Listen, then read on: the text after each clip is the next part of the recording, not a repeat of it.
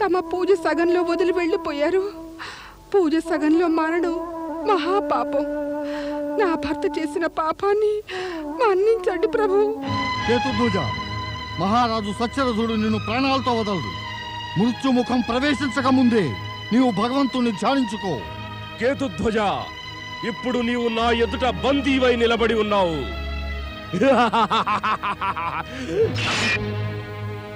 ఇక నీ మృత్యువు నా చేతిలో ఉంది. క్షమించండి మహారాజా, నన్ను క్షమించండి. నేను తమకు అధీనులను ఒప్పుకుంటున్నాను మహారాజా. నా రాజ్యాన్ని తమ పాదాక్రాంతం చేస్తున్నాను మహారాజా, నన్ను క్షమించండి. కేతుధ్వజ, నీవు పరాజితుడవైపోయావు. అలా మాకు అధీనుడవెలాగూ అయిపోయావు. ఇలా ఓడిన శత్రువు రాజ్యం గెలిచిన రాజుకి అధీనమవుతుంది.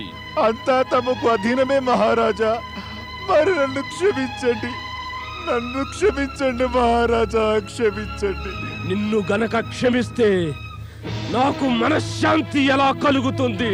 క్షమించి వదిలేస్తే తమకు అంతులేనటువంటి మనశ్శాంతి తప్పక కలుగుతుంది మహారాజా. నన్ను క్షమించండి, క్షమించండి. లేదు, నీ మస్తకాన్ని నీ శరీరం నుంచి వేరు చేసేటంత వరకు మాకు మనశ్శాంతి కలగనే కలగదు. వద్దు, వద్దు, వద్దు.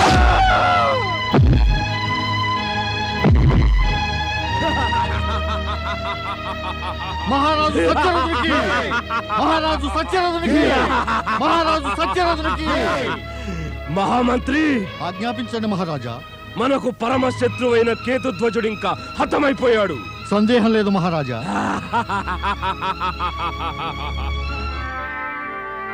మహారాణి, మహారాణి, ఏం స్వామి? నేడు మన జీవితంలో ఎంతో సంతోషకర దినం. మాకెంతో సంతోషంగా ఉంది. మా శత్రువుల్లో అతి ముఖ్యుణ్ణి పరలోకం పంపాం. మా చేతుల మీదుగా మేము మా ఆజన్మ శత్రువును వధించాం. అవును స్వామి, నేడు ఎంతో సంతోషంగా ఉన్నారు. సంతోషంగా ఉండకేం, కేతుధ్వజుడు ఎంతో కాలం నుంచి మనశ్శాంతి లేకుండా చేశాడు. పక్కలో బల్యమైన వాణ్ణి నేడు పీకి పారవేశాం. నేడిక సుఖంగా నిద్రపోగలను. సత్యరథ మహారాజు సుఖంగా నిద్రపోవటానికైనా నోచుకోలేదు. ఎందుకంటే అతడు శివప్రదోష వ్రత సంకల్పాన్ని సగంలో వదిలేసి పరమేశ్వరుని ఘోరంగా అవమానించాడు. మహారాణి సురథ కూడా ఒక రకంగా తన భర్త చేసిన ఈ పనిని సమర్థించిందనాలి. సమయం గడవసాగింది. ఇంతలో మహారాణి గర్భవతి అయింది.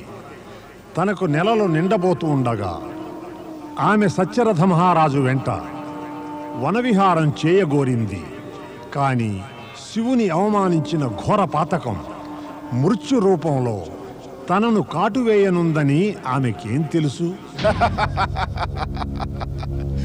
సత్యరథ, నీకు నీ మహారాణికి భాగ్యంలో ఆనందం ఎక్కడా? కేతుధ్వజుని పుత్రుడైన ఈ వృషధ్వజుడు మృత్యు రూపంలో నీ వంశాన్ని నాశనం చెయ్యబోనాడు. నీవు నా తండ్రిని నిర్దయతో హత్య చేశావు. ఆ తండ్రికి కొడుకు వృషధ్వజుడు నీకు మరణశిక్ష విధిస్తాడు. ఓరి హంతకుడా, నాకు నీవు కలిగించిన బాధనే నేను నీకు కలిగించి తీరుతాను. ప్రతీకారం తీర్చుకుంటాను, ప్రతీకారం. మహారాజా, విదర్భరాజు సత్యరథుడు తన మహారాణితో సహా వనవిహారానికై ఇదే మార్గాన వెళ్తున్నారు. రా సత్యరథ, రా రా. నేడు నీ దురదృష్టము నా అదృష్టము ఒకే దిక్కున వెడుతున్నాయి.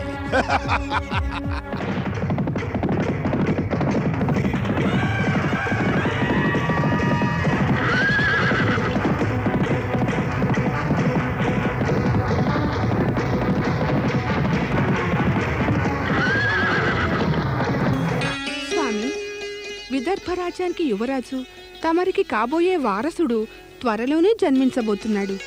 తమరు అతడి స్వాగతానికై సన్నాహాలు ఆరంభించండి. మాకు కలగబోయే యువరాజుకు స్వాగతానికి ఏర్పాట్లన్నీ పూర్తయిపోయాయి మహారాణి. అతడి జన్మోత్సవాన్ని శత్రువు మరణోత్సవం కన్నా ఎక్కువ సంరంభంతో జరుపుకుందాం.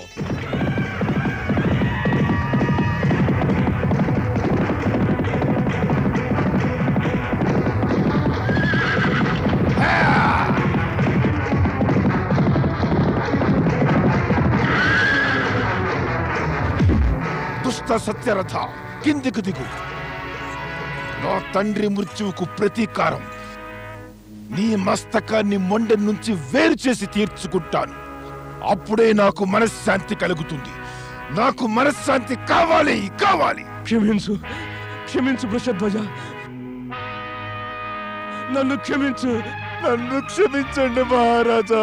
క్షమించు వృషధ్వజ, నన్ను క్షమించు. నన్ను క్షమించండి మహారాజా. నన్ను క్షమించు. క్షమ కాదు, ప్రతీకారం.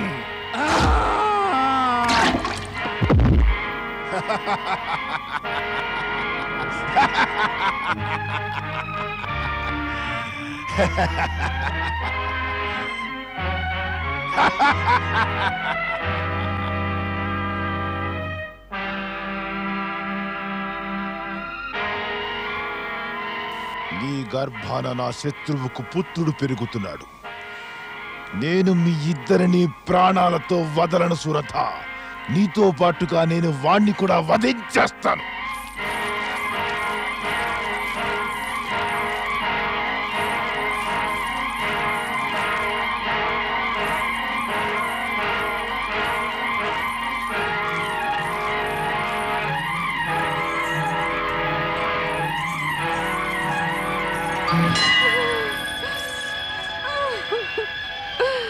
ప్రభు, నన్ను రక్షించు.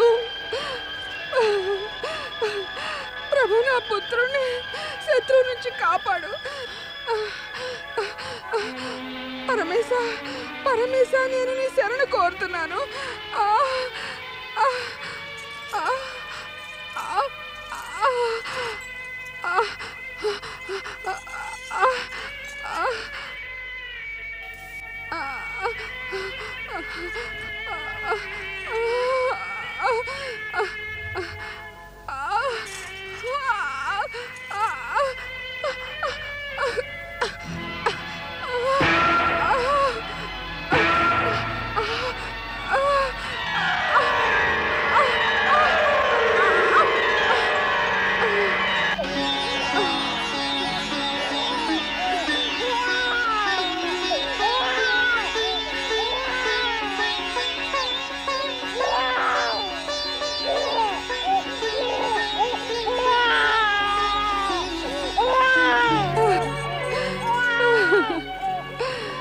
ఎవరి దురదృష్టానికి ఏడుస్తున్నావు నాయనా?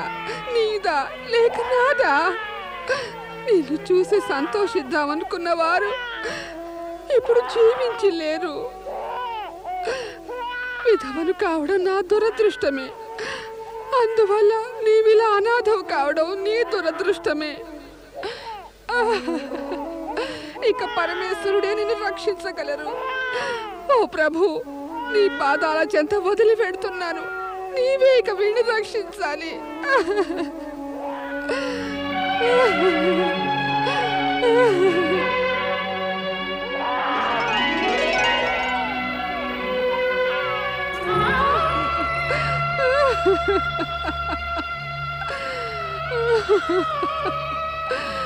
మీరు చూశారు కదా స్వామి, చూడలేదు. మీరు చూడలేరుగా, కానీ మీ ఆత్మ చూడగలదు. నేను సర్వస్వము కోల్పోయాను. ఇంకా మిగిలినదేమీ లేదు. నేను చెప్పాను కదా స్వామి, ప్రదోష పూజ సగంలో వదిలేసి పరమేశ్వరుని అవమానించవద్దని. మీరు వినలేదు, మీరు వినలేదు. ఇక వారెందుకు వింటారు? వారు తమ ప్రభావం చూపారు. శత్రువులు తమ ప్రాణం తీశారు. మీరు జీవించి ఉండనప్పుడు నేను మాత్రం బ్రతికి ఏ లాభం? మీ ప్రాణాలు పోయిన తర్వాత స్వామి, నేను బ్రతికుండడం వల్ల ఏ లాభం? నేను వస్తున్నా స్వామి, నేను వస్తున్నా స్వామి.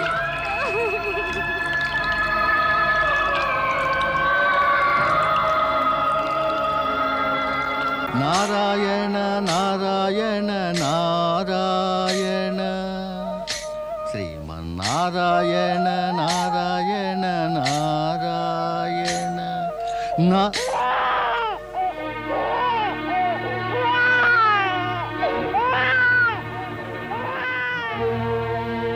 అయ్యో, శివాలయంలో నవజాత శిశువు ఎవరో రోధిస్తున్నాడు. నారాయణ నారాయణ. పరమేశ, ఇలా ఉందేమిటి తమ లీల? ఎవరైనా శివాలయంలో వచ్చి తమ శరణు కోరేది శోక విముక్తులు అవడానికే కదా. ఇక్కడేమో ఇప్పుడే పుట్టిన ఈ పిల్లవాడు తమ చెంత నుండి కూడా ఏడుస్తున్నాడే. నారాయణ నారాయణ. ఓ పరమేశ, ఈ నవజాత బాలకుడి ఏడుపును నేనిక సహించలేను.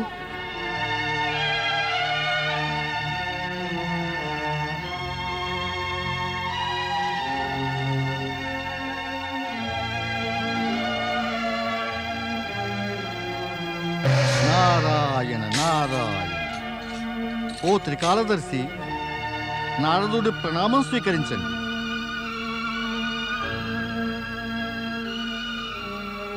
నేడు నీ గొంతులో ఉత్సాహము ఉల్లాసము లేవే, బాధ ధ్వనిస్తోంది. పరమేశ, లోపల బాధగా ఉంది. లోనుంచి వెలువడే కంఠధ్వనిలో బాధ వినిపించక మానదు కదా. లోలోని నీ బాధకు కారణం? తమకు తెలియనటువంటి కార్యాలు కారణాలు ఏముంటాయి పరమేశ? రాజు సత్యరథుడు చంపబడ్డాడు. ఆయన మహారాణి మృత్యువాత పడింది. శివాలయంలో ఉన్న ఆమె నవజాత శిశువు రోదన మనస్సును కలిచివేస్తోంది. ఇదంతా తెలిసినాక నారదా, నీకు ఈ మాత్రం కూడా తెలీదా?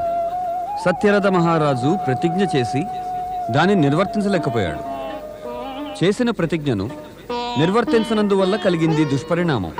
ఒప్పుకుంటాను పరమేశ, ఒప్పుకుంటాను. కానీ ఇందులో ఆ నవజాత శిశువు తప్పేముంది? ఆ అమాయకుడు తమ శరణులోనే విలపిస్తూ ఉన్నాడు పరమేశ.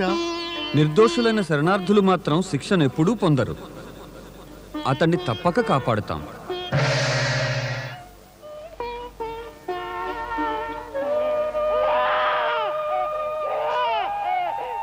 ఏంటిది? ఎవరి పిల్లవాడు ఏడుస్తున్నాడు శివాలయంలో?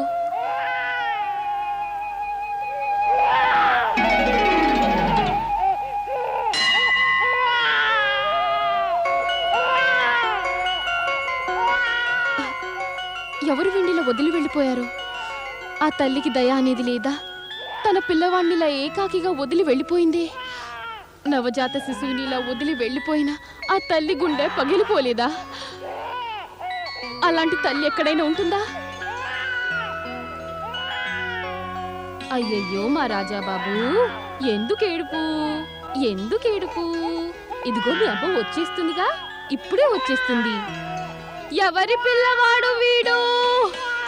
ఓసి నిర్భాగ్యురాలా, ఎక్కడికి వెళ్ళిపోయావు?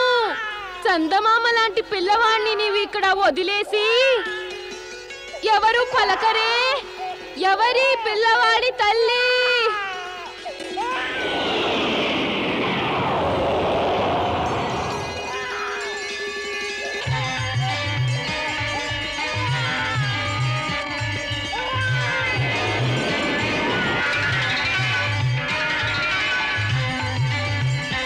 భం భం భవం భం భం భం భవం భం భం భం భవం భం భం భం భవం భం. ప్రణామం మహాత్మా. చూడండి మహాత్మా, ఈ పిల్లవాడెవరో ఇక్కడ నాకు దొరికాడు. వీడెవరో నాకు తెలియదు. ఇతడి తల్లి ఎవరనేది అది నాకు తెలియదు. తమరిక్కడే ఉంటారు కదా, తమకు తెలుసునేమో. చెప్పండి మహాత్మా, ఈ పిల్లవాడు ఎవరివాడు? వీడి తల్లి ఎవరు? దేవి, ఇక నీవే ఇతడి తల్లివి. నేనా? నేనితడి తల్లినా? నాకు ఈ పిల్లవాడు ఎవరో తెలియను కూడా తెలియదే. ఇతడు స్వర్గీయ సత్యరథ మహారాజు పుత్రుడే. ఆ రాజు ప్రదోష పూజ చేస్తుండగా దాన్ని సగంలోనే వదిలిపెట్టాడు. ఆ అపచారం వల్లనే ఇతడి తల్లిదండ్రులు మృత్యువుకి బలైపోక తప్పలేదు. భం భం భవం భం కానీ నీకు మాత్రం ఇతడు చింతామణి రత్నంలాగా అదృష్టాన్ని కలిగిస్తాడు. వీణ్ణి నీ పుత్రుడిగా పెంచి పెద్దవాణ్ణి చేసి నీ పుత్రుడితో బాటుగా ఇతడికి కూడా మమకారాన్ని ప్రేమను ప్రసాదించు. భం భం భవం భం. మహాత్మా, నేనెంతో కాలం నుంచి తమ వంటి మహాత్ములకై అన్వేషిస్తున్నాను. అదెందుకోసం దేవి? నేనిప్పటిదాకా నా పుత్రుడికి పేరు పెట్టలేదు. వాణ్ణి కేవలం సంటి అని పిలుస్తున్నాను. తమరు నా పుత్రుడికి ఏదైనా ఓ మంచి పేరు పెట్టండి మహాత్మా. భం భం భవం భం. విధాత లీలలు ఎటువంటివో అనిపిస్తుంది. నన్నిక్కడకు పంపి నీ పుత్రులిద్దరికి నామకరణం చేయిస్తున్నాడు. చెప్పండి మహాత్మా, వీరి పేరేమిటో? నీ ఈ పెద్ద కొడుకు పేరేమో శుచివ్రతుడు. శుచివ్రతుడా? ఆ, ఇక చిన్నవాడు నీ ఒడిలో ఉన్నవాడు, వాడి పేరేమో ధర్మగుప్తుడు. వీరిద్దరినీ పెంచి పెద్ద చేయడంలో నీకెటువంటి కష్టమూ ఉండదు. భం భం భవం భం. తమరి కృపా ఉపకారం వల్ల నాది నేడొక మహత్కార్యం పూర్తయింది మహాత్మా. నీకు శుభమొగ్గుగాక దేవి. భం భం భవం భం. భం భం భవం భం. భం భం భవం భం.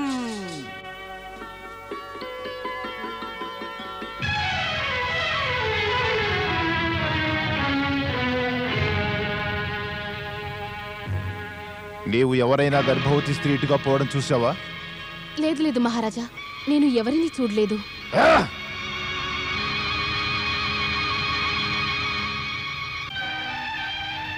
ఓం నమః శివాయ.